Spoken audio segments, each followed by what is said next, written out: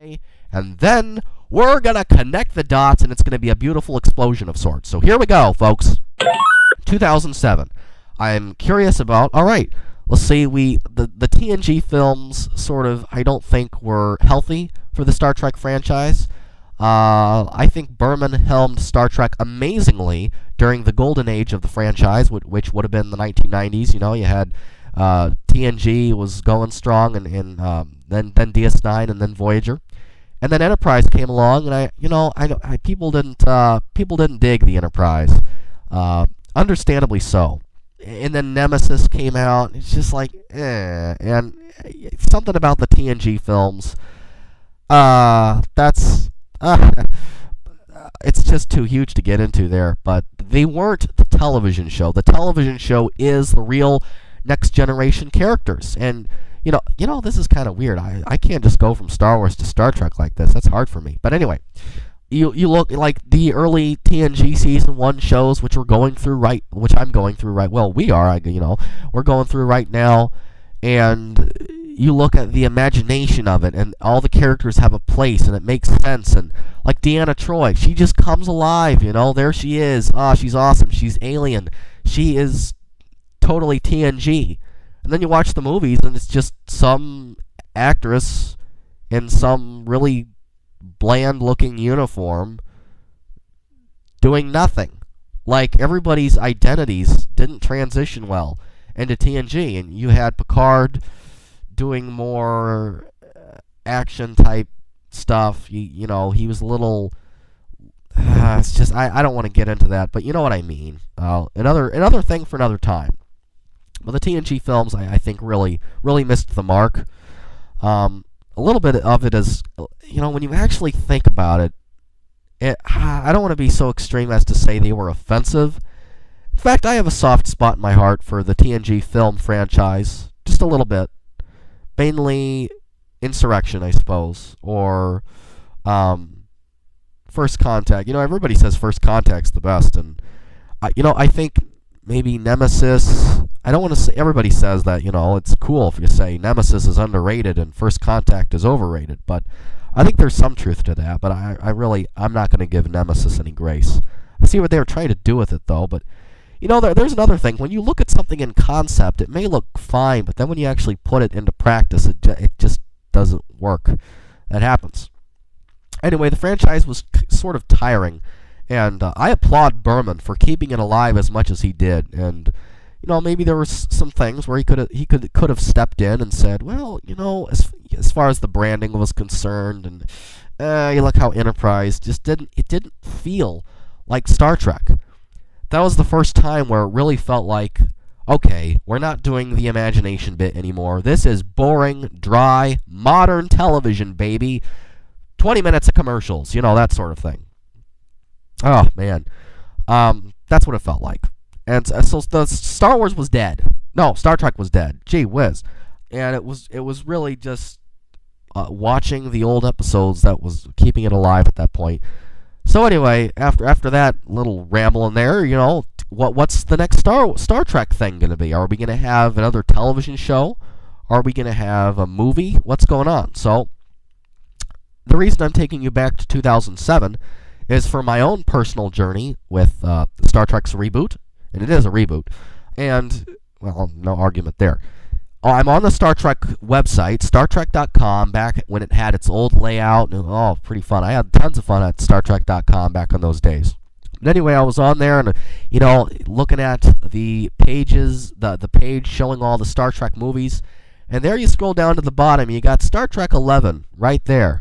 And it's in this little icon, that famous icon of the Star Trek insignia with a gradient. You've got like all the different shirts, the red and the blue and the yellow, I guess, the gold, and that famous logo that was sort of a placement for this new Star Trek film that was coming out, before we got the actual logos and the actual images for it a couple years later. But I was going, well, wow, look at that, the new Star Trek movie. This is great. Are they... what are they going to do? Well, I guess the TNG films are done, so are we doing a new crew, or what's going on? We're not going to bring DS9 and Voyager back in movie form. And sure enough, I look at it and I see that they're rebooting the original characters. They're restarting them. They're gonna, casting new people as these iconic characters you love, and I'm just going,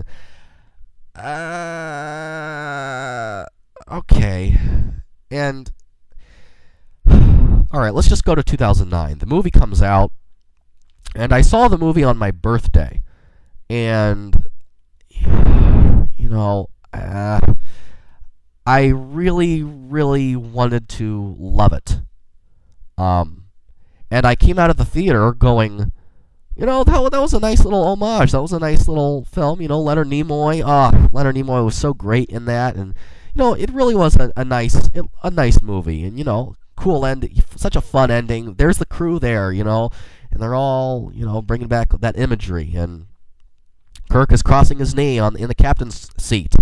And there's the classic theme. I really, really appreciated how they brought that classic theme back.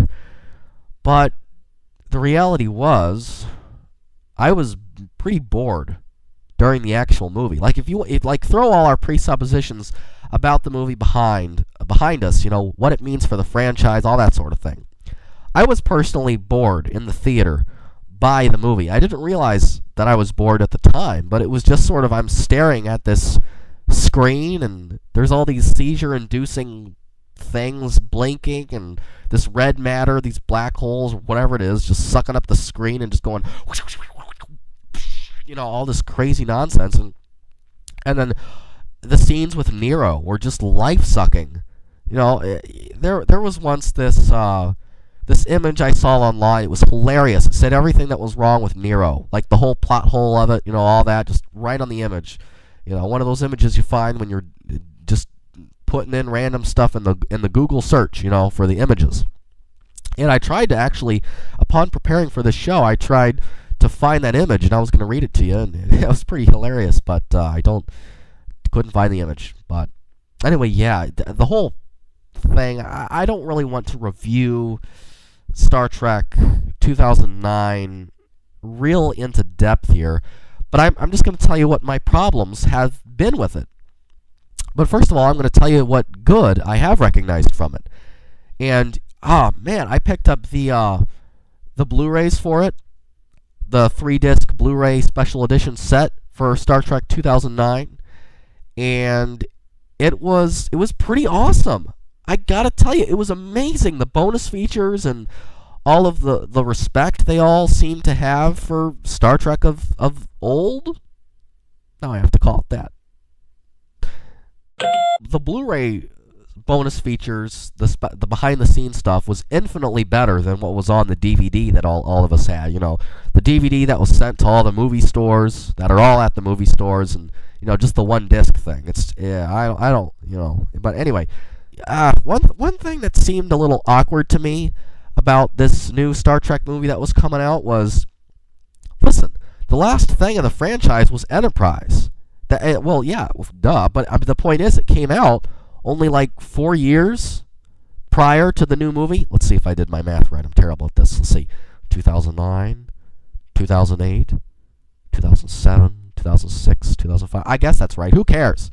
But it felt sort of forced. Like Hollywood and the corporation that, owns Star Trek was just going, all right, well, it's time. You remember that old show that we put out, or we bought 40 years ago, the Star Trek? Let's do a reboot of that, and we'll cast new kids as all the characters, and won't it be a nice homage?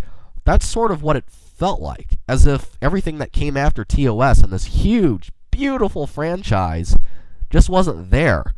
It felt like, there was this old show back in the 60s or whatever, and now we're going to do our new, I was about to use the word, well, I'm not going to use that word here, but it felt like they were going to, their new Hollywood glitzy, glamour, fakey version of that, and they were going to ruin the characters or not understand certain things about, okay, here, what I'm trying to say is mess with the purity of it. And I think they did that. You look at Kirk, he's such a jerk in the new movie. What's wrong with that guy? Why would I even care for Kirk in the new movie? He's such an idiot. And I'm being a little harsh, but I didn't like Kirk in the new movie at all. He was a very hard character to like. there was